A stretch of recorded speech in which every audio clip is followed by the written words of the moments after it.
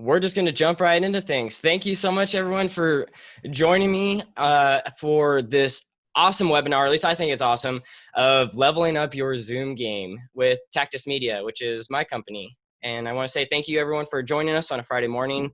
Like I mentioned, I have a little bit of coffee here. Hope you guys do too, because we are going to be covering a lot of different bases. Actually, in the making of this presentation, it gave me a whole new appreciation for some of the work and just realizing how much goes into making a successful webinar looking good on a Zoom presentation.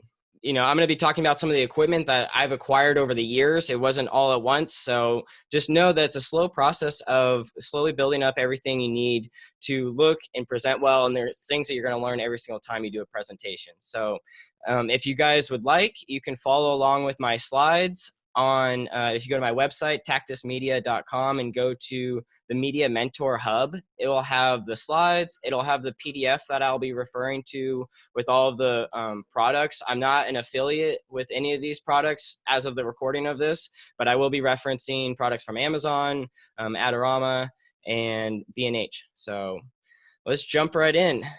Slide number 1. So slide number 1, a little bit about me. My name is Brian Cargill, and I started YouTube back in 2007. I had to go back and see how long ago it had been since I had, first got introduced to this platform. I think I remember being at the lunch table and kids were talking about YouTube. What is this thing? And so I created an account and threw up a couple just random videos. Back then you didn't have a cell phone, so it was a lot harder. You had to actually make the investment into I had like this little flip cam. I think I might even have it still here. It's not worth looking, but it's just this little purple flip cam, and had some great memories with that because it was waterproof, could do a lot of different things that you can't actually do with a phone today. But that's kind of my claim to fame. I think YouTube launched in 2006, and I just started making a lot of video content, vlogs, little short stories, and I've always leaned towards the documentary style. So just kind of that authentic storytelling and trying to recreate whatever it was, that experience or event that you were at. And so then, I had started making a handful of videos, and I went off to school down at the University of Oregon and studied journalism. And I found that journalism to me was more of a mode of how to tell a good story and learning how to all the different components and being a good writer, being able to do things like photography, do things like video production. And it gave me the opportunity to combine all of these skills I really enjoy, and design in there as well. And then I graduated, worked in marketing in the financial industry for a handful of years, continued to work on my craft, and then actually incorporated podcasting into my skill set not too long ago. But enough about me. Let's jump into how do you make a successful Zoom appearance. So what I will cover in this presentation is why you want to improve your video skills. What's the point of doing that? What do you want to use? So we'll be covering camera, audio, also go into lighting and some of the other accessories that make your life a little bit easier. Without going too far, for example, I'm sure many of you have tried, propping up your camera on a bookshelf or on a table. It can be challenging. So I'm going to talk about tripods, things that are going to make your life a little bit easier. And then just overall enhancement tips, things that I've seen that people struggle with and can make a world of difference for how you're perceived through a Zoom phone call. And then speaking considerations, I have a background with Toastmasters. I've been in it for a better part of 5 years. I enjoy speaking, and so I want to share some of the pitfalls and challenges that I've gone through and hopefully save you from having to go through some of the similar things I have experienced. And then next is recording, which I'm going to go into briefly, but well, let's go into the first one. So why improve? Well, we are now working from home. Everyone is in this digital space where we're being forced to do. I feel fortunate that I've spent a greater part of my career in video, and now we are all on video doing this. So it's a big opportunity, and it's a great way to showcase yourself in a good light. I know many of us are going into interviews, so how you look in an interview can make a big impact for employers. Maybe you're making sales calls, so how you look on a camera can make a big difference.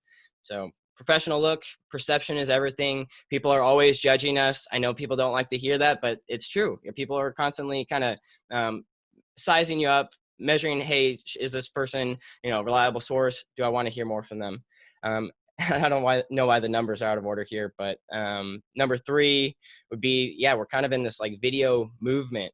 YouTube reports that mobile video consumption rises 100% every year. So video is here to stay and growing. I like to think of it kind of like the blogs of the early 2000s. Like now everyone has either a YouTube channel or a podcast. It's kind of the new trend that everyone's moving towards. So let's jump into improving. Now, I do want to give you guys a warning. Beware, once you know these things, you cannot go back. So you're going to see these little tendencies and you're going to start noticing things in other people's. Don't let that discourage you. Don't let that hold you back. I try not to let perfection be the bane of me, like actually producing stuff, but I do want to give you guys that fair warning. So buckle up and get ready to learn some stuff about video. So let's talk equipment, the camera. Now, I put an iPhone in here because I found one that was used, but I think they're on average, they're going for around $780 is what I found in my research. And just try to find a good deal around you. There's some pros and cons to an iPhone. An iPhone it has a calling function, so it actually does have a microphone built in it, but it's meant to be next to your face. And so that microphone isn't as great. So keep that in mind, that when you have it set up, I'm going to talk about a tripod that you can put your iPhone onto later in this presentation, but that's something to consider. It's like you need to be somewhat closer to your iPhone if you want to get that quality audio. The next camera, this is what I used to work with back, a handful of years ago, is just using a webcam like this. These webcams can be interesting. They're easy. So you just set it up, plug in your USB, and it automatically does all the work for you. The one consideration is that it's using those auto sensors. So it's going to pick up, maybe it picks up on your background and makes your background lit up, and then you're all, you can't see you because of the shadows. So you don't have as much control as you would over, say, this next camera, a DSLR. And the other thing to consider with this webcam is it doesn't have the audio component. So you're not picking up any audio, it's just the visual. This is a DSLR Canon 5D Mark IV. That's what I use here. I found it retails at around $1,700. I had to pay more for that, but that's just because, as technology is growing, things get cheaper and they figure out ways to make them, smaller and more efficiently. So there's also, Sony makes a good camera, Panasonic makes a good camera, and I put those into the PDF link as well. And then those are the 3 cameras, but I'm going to dive into the DSLR, which there's a few more things that go along with it. So it's not just this, simple setup like those other 2, but getting a lens. I'm using a 24 to 70 millimeter lens, which allows me to zoom in or out if I want to. This lens can get you pretty far. So if you buy one of these cameras, just get like a zoom lens. You can do a lot of things. If you're trying to do this on a budget, I would recommend the 50 millimeter lens, and you can get one of those for under $100. So if you're willing to make the investment in the DSLR, get that smaller lens or just that fixed lens, you can save some money. The other consideration is batteries. So at any point during this presentation, my battery could go out. I have plenty of them right here to replace. So I just have them on the charger and I replace them. But you can, I just put in a purchase for this constant power outlet, so I can constantly run power to my camera potentially here in the future, which I think will also enhance. And so that way I'm not having a client call and then I go, dark or what I'll show you guys what it actually turns to. It'll look like this, which is a little bit different, a little bit of a throwback to, I don't know, those days when your TV went out and you would hit the sides of it and hope that it came back online again.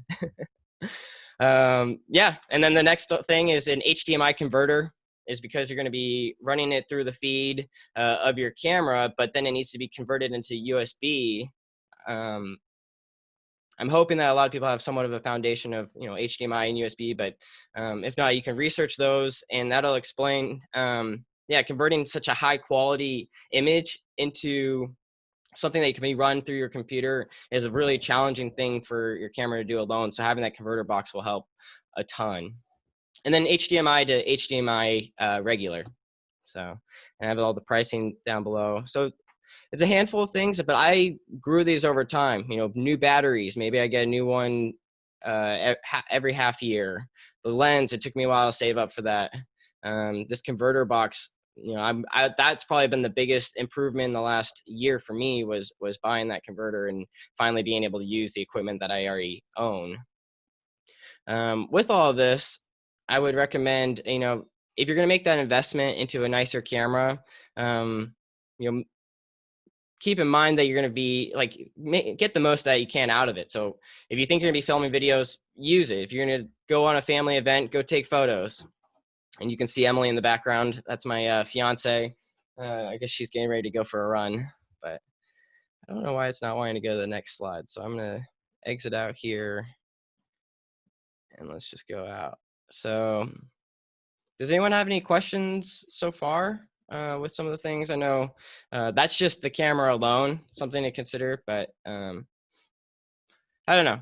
I've had a good experience with it, and I think that you know, you're going to get a long-term use out of it as long as you get a camera that you can buy something used, you buy something new, and then just you can upgrade equipment, you know, at various stages, you know, as you're going through the next couple of years here. Travel tripod can be great. This one has a function on it where you can just put in your cell phone, and then as you upgrade to a DSLR, you want to use a webcam, you can take off that little shoe for the cell phone and put in your DSLR. And I recommend having a tripod like this because it's travel. You can go out, you know, wherever and set that up. And tripods are designed to hold cameras. Back in my early days, I do have some good stories of trying to prop it up against a book, putting it up on a bookshelf, and a number of things. You know, you have this crooked camera. You know, having the tripod will make sure everything's level, and it'll make your life a little bit easier. And I'm sure some of you maybe solicited help from a friend or a family member to hold the camera for you while you talk for hours on end, and you know, their arm gets tired at a certain point. So, but tripod's arm does not. And then next we have, you know, headphones. I'm wearing headphones right now. This just allows me to block out the rest of the sound. I recommend over-the-ear headphones, especially if you're working in a noisy environment or you really want to be able to hear yourself. The over-the-ear cuffs make a big difference. And a lot of the products here are Audio-Technica. I've had a good experience with Audio-Technica, but yeah, I think whatever brand you feel comfortable with is definitely perfectly acceptable. I'm gonna check right here because I have a message in the chat. Okay, people are having a hard time getting the link. I think what I'm gonna do is provide just the recording to folks afterwards. And we are streaming live on Facebook right now, which is really exciting. This is my first time doing that. But here's in practice, all having the camera. So this is that first one, the iPhone selfie. You can tell that it has that flat look similar to like if you were watching the news. It doesn't have that nice shallow depth of field like the DSLR does on the right side. The next one is my webcam, very similar to the selfie look. And then yeah, finally a DSLR, which I, you know, just having that nice, they call it a bokeh, where the back is all blurry and then you're in focus. Really stands out and actually helps your audience put their focus on you in particular. And I have my camera set to autofocus just as, you know, things change. And I've been fortunate that my camera does a good job of it. Don't always trust autofocus with your camera. Make sure you get that dialed in, but play around with the camera and see just like how finicky it is. Some cameras are really, really fast with their autofocus. Some are a little bit slower.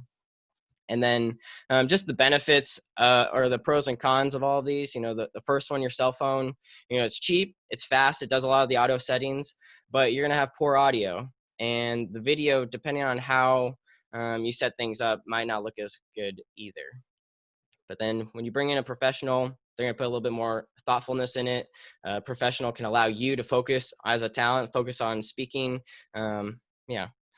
But that's kind of a slide from another presentation. So I won't go too much into my skill set because I know you guys are here to learn what can you do on your own, and I can't come to all of your homes to film you. So you guys will have to do it. You know, I'm going to give you the skill sets to be able to do that on your own. Let's see. Next slide is right here. Right now I am using, they don't make the microphone that I use currently anymore, but I found the closest one, this one here on the left. And again, if you guys want to follow along with the PDF document, it has all of these products on there, and you can click in them and like see a little bit more of the specs and see what, what meet your needs. But this one here on the left is a good one to consider because it has a dual function. You can use USB, or you can plug in with an XLR. XLR is a lot, it's going to transfer a lot better data across the way. But for me, I'm plugged into USB, works totally fine. I think it sounds good. More than like having high quality equipment is how you use it. So I'm making sure that my microphone is a good, I don't know, 10 to 12 inches away from me. You don't want to be too close because then it pops a bunch, and you don't want to be too far away, too far back because the closer to the source, the better. Normally I would use, I guess I could use a pop guard, but I've felt good recently and feel like I've been controlling my voice to be able to not have to worry about popping as much. But yeah, you guys maybe have seen pop guards when people are doing, when they're recording in the studio and they're singing. That's that way those P's and T's don't just come through the microphone. The next product I put on here was a lavalier mic. So if you are still just using your phone and want to increase your audio, mainly because you have your phone further, like I mentioned, further away from you, it's not up to your face, having a lavalier mic that you clip onto your shirt can make a big difference. And also a lavalier is going to be better than any of these other microphones when you're out and about. So if you're out in nature or if you're in a noisy place, having a lavalier mic and speaking into it is going to be your best quality audio. And I picked a lavalier mic in here that was about 6.5 feet long, just because, if you're setting up on your camera, you want to be able to stand far away, further away from it and not be, locked into being right next to the lens right there. So, and then the next one, I'm using a mic stand. This one was like a $30 mic stand. Not 100% necessary, but it can make a big difference. Kind of like I mentioned before, having these stands makes it so you don't have to hold it physically. A friend doesn't have to hold it, and you're able to focus on the things that you want to focus on, which is, looking good on camera. And then the next one is a table mic stand. That's a little bit more of an old school style, where you have the microphone there, but it does a great job. Something to consider with a table mic stand, if you're typing on your computer or if you're going to be using your mouse, that can reverberate through the mic. So that's why I like having the mic stand. It's kind of elevated and away from everything. Considerations for audio. External factors. I know a lot of us, now that we are working from home, you might have, like I had earlier, my fiance walking through here and opening and closing doors. Unfortunately, I live in a small apartment, so I don't have as many, different rooms that I could set up in. But if you have a room that's furthest away from your kids or your spouse or anyone that, could be making noise, that's always helpful. I didn't put into this video, but there's ways to block sound. Some old school way of doing it, it was like with mattresses. Now you can buy some nice foam core and you can put that up, and that'll help reduce the external sound, and it'll help keep your sound within your room. And then closing doors and windows, that always makes a big difference. My neighbors can be a little loud. Sometimes they're doing construction here, so closing the door or just choosing a different time of day has sometimes been key for me. Technical factors, the computer that we're all using does give out a little bit of a hum, a little bit of a sound to it. So having your mic pointing closer towards you and away from your computer will help with that. External drives make noise, so turning those off before you present. And if you're working in an office environment, fluorescent lights give off sound too. So if that's the case, it's better to have your microphone maybe pointing down and at you rather than up, because that sound will be, it's going to be picking up the fluorescent light coming from above. All right, I'm going to take like a little water break here just because I feel like I've been just talking at you guys so far. But does anyone have any questions about camera or audio so far? I'm just that comprehensive, huh? No, I think it's a lot. And so if you guys do have that PDF sheet to follow along with, I try to do a good job of outlining all of the different, components that'll help. And right now I'm talking about equipment just because I'm thinking, just trying to have a good base, and I will get into how to use the equipment and what are little small adjustments that you can do that really enhance your overall production. But here's my setup. On the left, I am in front of a window, and I actually have curtains that I can control the light as it changes throughout the day. There are pros and cons to using a window. I think it has the best natural light. That shot down below is just all natural light. I'm a little bit darker right now. I could adjust the settings, but I'm not going to, because I still think you guys can see me and it looks pretty good. But yeah, using the natural things that you have around you, that's huge. Setting up in front of a window. On the next slide, I'll show you the different ways of setting up in front of a window to create a different look. But here's a small lighting kit. I picked this one. I have not used this one myself, but a small lighting kit can go a long way if you don't have natural light. And this one adjusts color temperature, so it can go from really blue to really orange, depending on what other lights you might be balancing within your own home. And a good rule of thumb for light for when you set up your lighting kit is you want to have it in front of you and probably about 2 feet above your head pointing down. I've seen some people where they have it below and then it kind of creates cast shadows on your face. Looks like someone's telling a ghost story. Or even if you have it direct on, it doesn't create kind of the nice shadows on someone's face. So having it from above 2 feet pointed down at an angle, kind of play around with the angle. I could get a little more technical on it, but I think for right now, because we're covering so much, I'll just leave it at that. And then the next one, I wanted to give you guys a few of my thoughts about ring lights. Ring lights are really popular right now. They're, as you can see, they're cheap, affordable. This one, you can adjust the color temperature on it as well.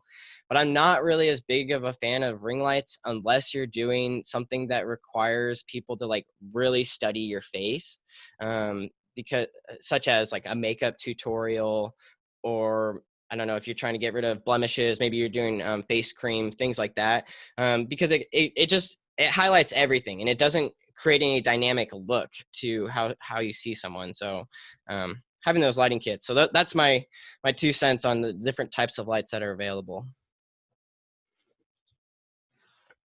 Oh, I guess it's actually this slide. Okay.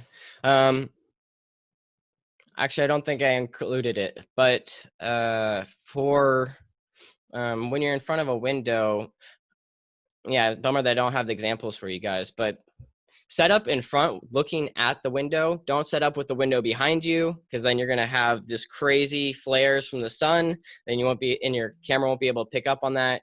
And also I've seen some people try to do it on a side and you'll get like one part of your face will wash out and the other part will just be too dark. So I recommend just setting up right in front of the camera, right in front of the window, just similar to like how I have my setup here, adjusting blinds as you need. And blinds actually do a great job of diffusing the light, so it'll spread it out over kind of like a cloud cover would. It just the light goes in and just nicely disperses out. Connectivity, that is huge for being on a Zoom call, because you don't want to drop out of the Zoom call, and you want your audience to be able to hear you throughout the entire presentation. So I'm hardwired in, as you guys can see from this picture here, that is an Ethernet cable.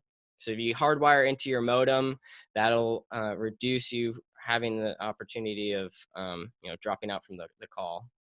You can turn off notifications on your computer, that we don't have pop-ups, don't have email notifications, you don't have things that you don't want your audience to see. And then you have close unnecessary apps, so that way that's not happening as well. And then less overall use of Wi-Fi at home. If you don't have the opportunity to hardwire, you don't have an Ethernet cable, you don't really kind of understand modems and routers, that's okay. That gets a little bit more in the weeds than you need to. But if you tell everyone in your home to turn off their Wi-Fi on their phone, you turn it off personally, that's going to help. That's going to prevent the throttling of your Wi-Fi, and you're going to be able to stay connected longer. Next, talking about camera presence. So how do you look on the camera? And angle is a big thing. And I think this is really going to make a big difference when you guys watch movies. You'll see that usually the bad guy is at a low angle, kind of looking up his nose, and then the good guy, kind of a little bit level. And then if they want to show them as being vulnerable or weak, they'll put from a higher level looking down. So that first one, I didn't do a very dramatic job of it, but that on the left, you can see that's from above. That's kind of that. I think of the movie Jack and the Beanstalk. They have so many shots of the giant in that movie from low below like that. And then level, I recommend, or something that I've learned is the chin height is kind of really good because it's not quite, eye level, but it's just enough that you're looking up. So that way you can see someone psychologically, you see someone that kind of as an authority figure, depending on where the camera level is looking at. So kind of one of those interesting psychological tricks that go with being in front of a camera. Because I've seen people where they just have it on their laptop and it's down below and you're just really looking up their nose the whole time, and that just makes it really challenging to follow along with them. So whatever you can to prop up your camera. I actually bought these milk crates, and those do a good job too. You put a couple milk crates on top of a table and you can stand and do a presentation. And then next, eye contact. So this is probably the weirdest or the most challenging thing to get comfortable with, is to not actually be looking at yourself or to be looking at the people on the screen, but to be looking into this. For me, it's a little green dot on my Mac. My camera, this is what I'm looking into, is just this little lens. And I've set it up in a way where you guys are just a little off center of my lens, so I still kind of feels like I'm looking at you. But when I was first starting out, I had all of the people that I was looking at on the other side of my screen, and so I was looking back and forth, and that's just, I think it's a little distracting for the audience if you're toggling that far around. So the closer you can keep it to your line of vision, the better. Was that kind of eye-opening for you guys, like camera level? I mean, that changed everything for me. Kind of seeing the different levels and how that psychologically plays a role for people. Yeah, Friday, Friday morning, not 10 a.m. So we finally we're about halfway through the presentation. Thank you, Heather, for that thumbs up. Yeah, and so okay, I guess I did include the slide here. So far we've covered camera, we've talked about audio, we've talked about lighting, we've talked about the angle of your camera. And just as a heads up, there are 19 slides, so you can access those from the Media Mentor Hub on, I just uploaded them to SlideShare, so you should be able to follow along. But there's a famous saying or a famous quote: the pole coming out of your head is the number one thing you don't want to have happen. So this is something you'll probably notice right away if someone's on camera and there's something sticking out of their head. For me, I'm a little bit more forgiving because these are all like part of the same object, my blinds here. So it's not completely a pole sticking out of my head. But that's something to think about, is like people do subconsciously look, okay, what is behind you, and what are the things that are noticeable. The other one is headspace. So I recommend about 1 to 2 inches really should be your headspace. You see some people where it's pretty dramatic, and it's like a couple feet. That's just not really necessary. So aim for 2 feet if you can. And then something that I've learned from my experience in school was, if someone has like a really tall hat on or something, it's okay to cut their hat off. Or if they have really tall hair, you can cut that off. Yeah, Toya is pointing to her hair. Yeah, and so you want to put the focus kind of around where someone's mouth is, and if their hair gets cut off, that's okay. And it shouldn't be the end of the world. I have worked with some people who are like, why are you going to cut their hair off? And it's like, because the focus is on the mouth and in the eyes. That's where the action's happening. So, yeah. And so I taking a break from the items here on the left, but looking at the examples I have here on the right of the different shots. This is me in front of my window in my room, as you can see, because there's the bed in one of those backgrounds. But that's me with the window as the backdrop. With your phone, you don't have the control, or with a webcam, you don't have the control to make yourself in focus and the rest of it blown out. Kind of as you guys can see with my current screen, as the light's starting to come in, it's washing out this background, so you can't see it. That's not really ideal what you want to go for, but because I am the focus of the this video clip, that's a little bit more forgiving. The next is like when you're set up in front of a window. If you're at a side angle, like I mentioned, the side of your face can get washed out, and then the other side will cast a shadow. So ideally is this third one here, where you're in front of the window, directly head on, and that'll light up your entire face. That way your audience can see you. Now for extra bonus points, a lot of YouTubers do this. They'll put a light behind them, and this creates a halo effect. So in that next one, if you want to look angelic to your audience, that's one way of doing it. And you could, this just came to mind for me, but if you buy one of those panel lights, or if you set up in front of a window and put your ring light behind you, you could create a similar halo effect. But keep in mind, if you move left or right, people will see it, but that's a little bit more of an advanced technique. So down there at the bottom, you'll see the ideal is, nothing is washed out, decent amount of headroom, people can see your hands. So that's the goal.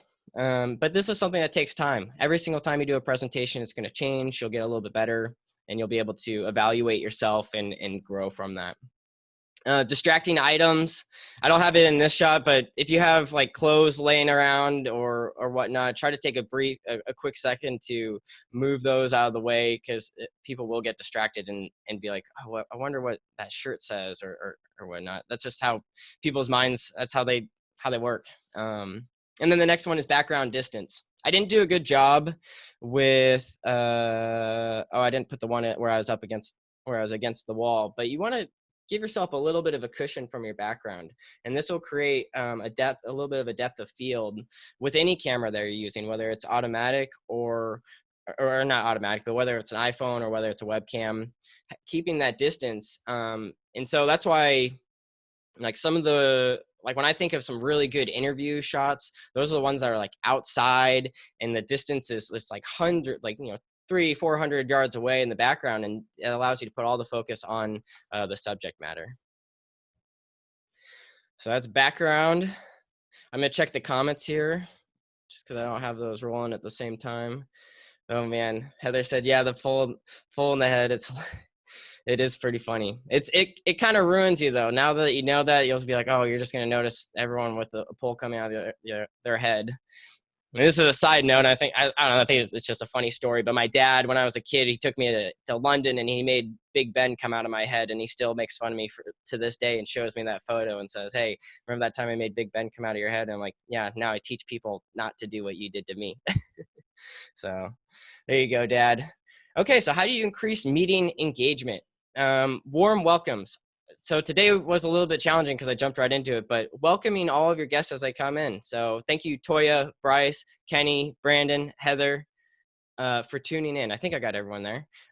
So really acknowledging people, and as they join the chat or join the room, it makes a big difference. So that way people aren't just awkwardly sitting there like, what's going to happen? Like, is it okay to talk? Is it not okay to talk? So welcoming and saying, we're glad you're here is a good way to increase engagement. For the sake of this presentation, because I had a lot of content to go through, I didn't do introductions, but if you give everyone a chance to explain very briefly who they are, what they do, and what brought them to the meeting, that's a good way of breaking the ice with people and getting them comfortable and letting them know that, hey, this is like a collaborative experience. And then here's one, this is more of a leadership tip that I've learned, is actually calling on specific individuals is a good way to get feedback and ideas. And you can say, hey, Bryce, I'm looking forward to hearing from you. What are your thoughts? And then say, and then if I was leading the discussion, then I'd say, hey, Kenny, think about what you might want to say. So that way you're like teeing people up and giving them an opportunity to think about it. But yeah, because I found that when you say kind of generic, hey, what do you guys think? Or which I've done in this presentation, so I guess I'm breaking my own rule. But I didn't want to put anyone on the spot in particular.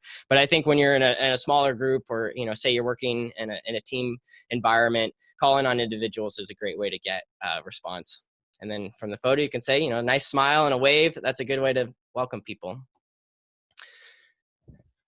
Okay, let's see. Next slide.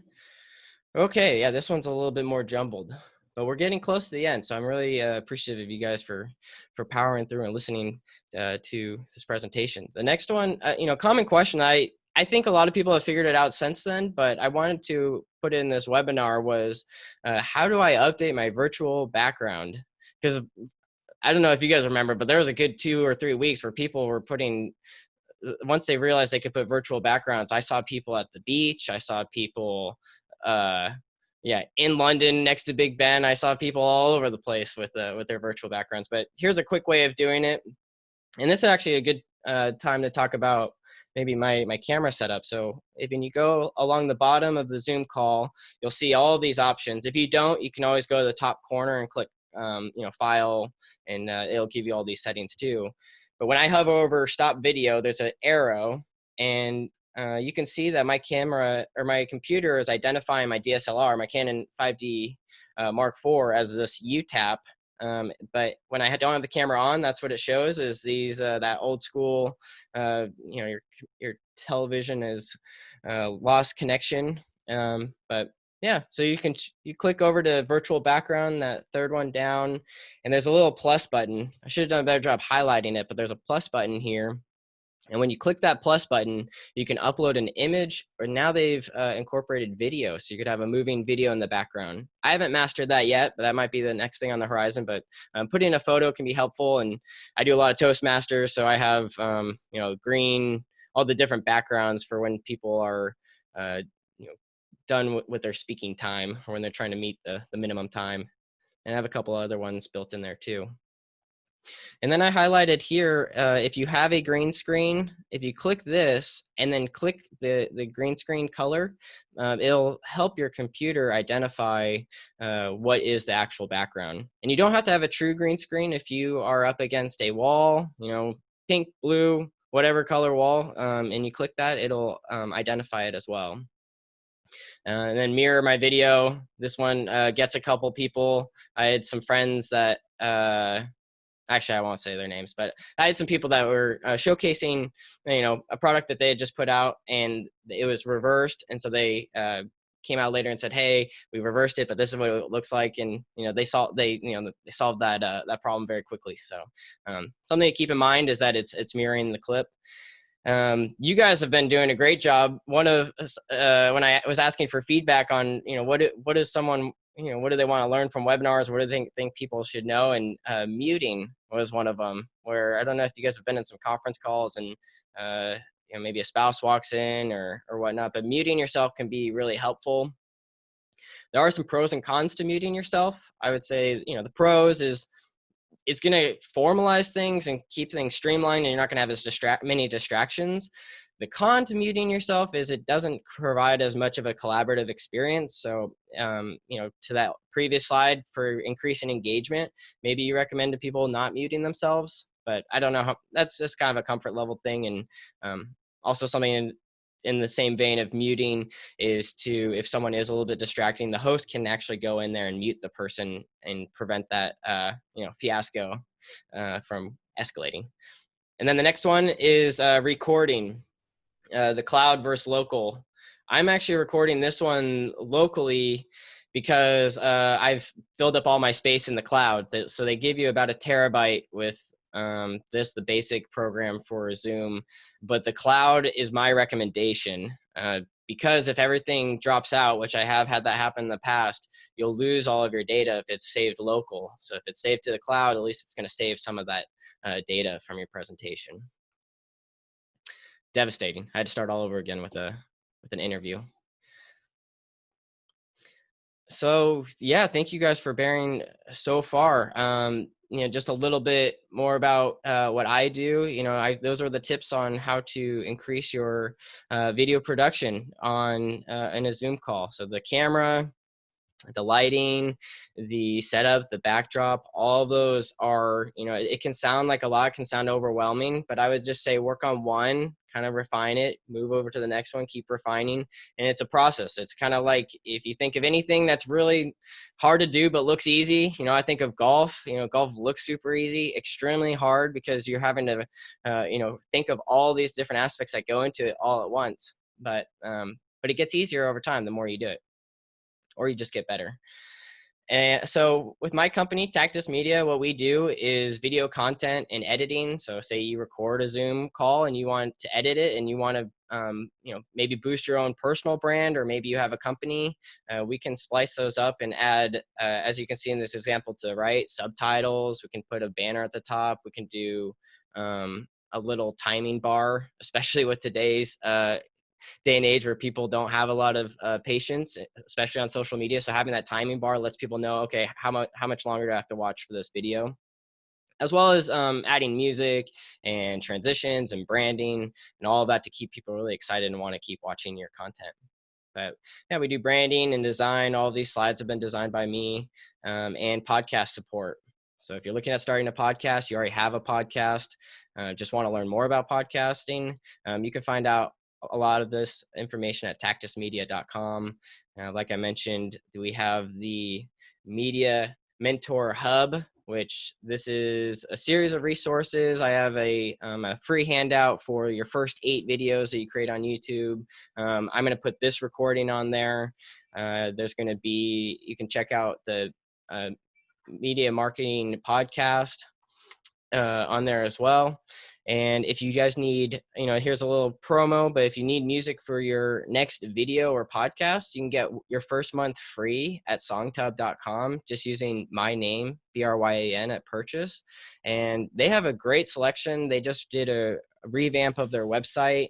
So now it has like filter functions. So if you're really looking for a specific song, or you're working in a specific industry, corporate or real estate, they've identified that and made it really easy. So I will send a follow-up email survey to everyone, and I'm going to end the recording and end the live stream, and then we'll go to Q&A, and I want to hear if you guys have any questions or just thoughts. But you guys have been awesome. This has been really fun.